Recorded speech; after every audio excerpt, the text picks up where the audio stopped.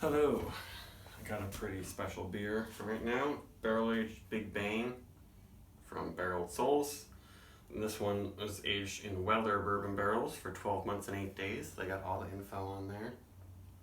So Big Bang is their American barley wine, the fresh or unbarrel aged. It's quite hoppy, but also quite sweet, full, caramely, molassesy. Actually, it sort of rekindled a love for old-fashioned, big, malty, but super bitter American-style beers. I grew to hate that sort of thing, but Big Bang by itself is really nice. So I'm interested to see how the barrel-aged version is. This is a lot stronger. It's 13.8. It's usually like 10 something, I think. Or maybe it's, I don't know, maybe it's more like 11.1 normally. This was bottled almost 7 months ago. Thought it was time to drink it. It's bottle 619 out of 960. Barreled Souls make some of the best gigantic and barrel-aged beers, I think. In New England, they're a little bit difficult to get, and I thought I'd be able to open this wax a little easier. I sliced it. See if I can get through. I'm kind of making it. There we go. A lot of people complain about the wax. I don't know. I usually don't have too much of a problem opening it. There we go. And they use these interesting sort of like olive green bottles. Alright, we'll see. A lot of their bottles tend to be very highly carbonated. I don't know if they bottle condition it or anything. Yeah, this one's got some soda-like bubbles happening. There might be a bit of a haze to this.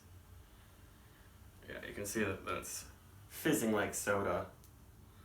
So I definitely want that carbonation to settle out a little bit.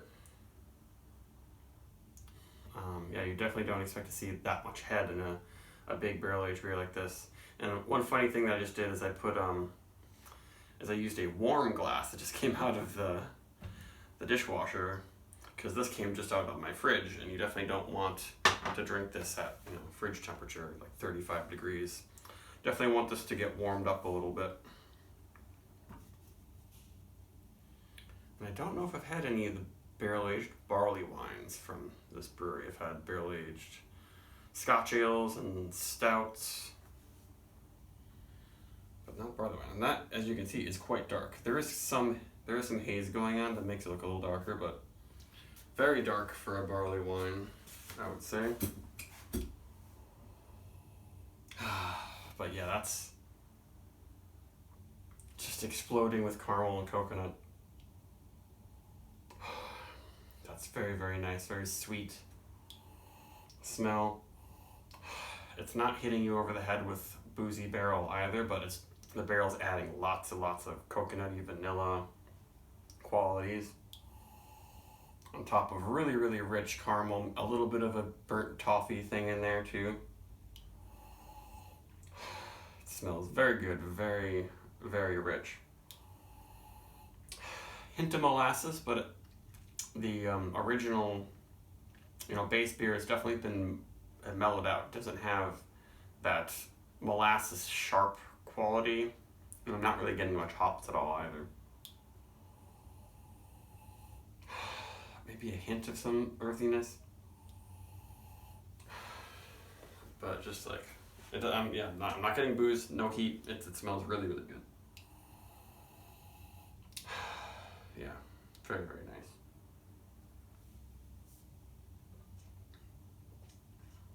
Ooh, even though it's very carved, big, syrupy, rich body.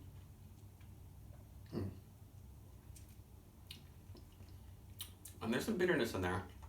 Ooh, you feel that go all the way down though. Wow, that's intense. But nothing off-putting from the first sip. You can really live on that sip for a while. I'm gonna try to kill some of this carbonation and warm it up.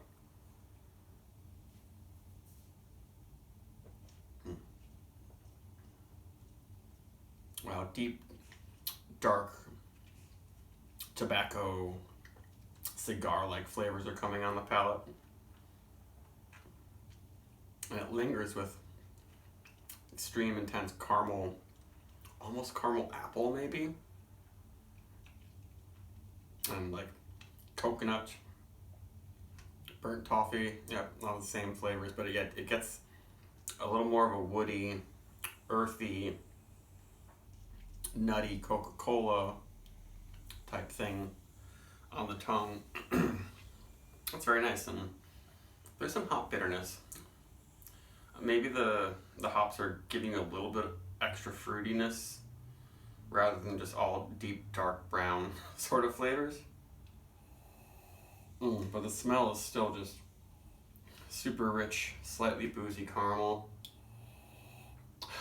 Yeah, this is, I don't know if I've ever had Weller bourbon, but it seems like it's a really good bourbon, and that's what I hear. Because it's really accentuating the sweeter flavors. It's not char and stomach acid. It's not like, you know, Jim Beam.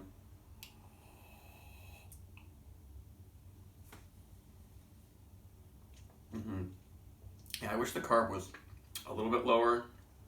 It's making the mouthfeel seem not quite as thick and sturdy. You can still tell that it's a massive beer. But, I mean, of course, the carb is also nice because it's not going to be flat by the time you get to the bottom of the beer. Because even with big beers like this that you want low carb, I still don't like them when they're completely flat necessarily. You kind of lose some of the flavors with something that's just not releasing, you know, a lot of carbon dioxide and aromas in, you know, to your nose and in your mouth and all that stuff. Let's see if I can lose some carb and warm it up a little bit more. But it's definitely got plenty of flavors at this temperature. Oh yeah, now I'm getting a little bit of a sharper whiskey quality. Definitely. Once I can get my nose in there. It's not scary though. It's still not like, it's not burning my nose. There aren't lots of fusel alcohols or anything. It's not like taking a shot of bourbon. For sure, definitely a lot easier and more pleasant.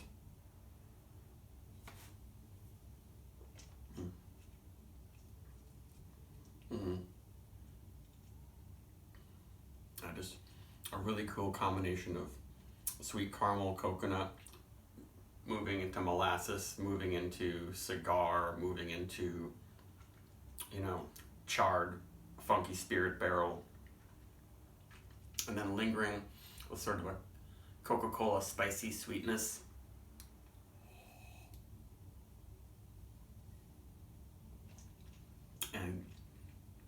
And some bitterness actually too. I feel like the tannins aren't huge. It's like a good mixture of tannins and bitterness. It makes it finish damn near dry, though it's got lots of sweetness in it for sure. Yeah, very, very well made, very pleasant beer. This is a 4.5 plus from me. I just really wish they would start lowering the carb a little bit in the bottles. Like, this isn't that old.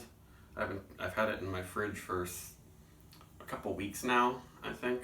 Kind of preparing it to drink it, you know. The only thing is that I can tell it's a little murky. I bet I've heard that they're not great to extensively age their bottles. That's what my friend has said. I've never really done that.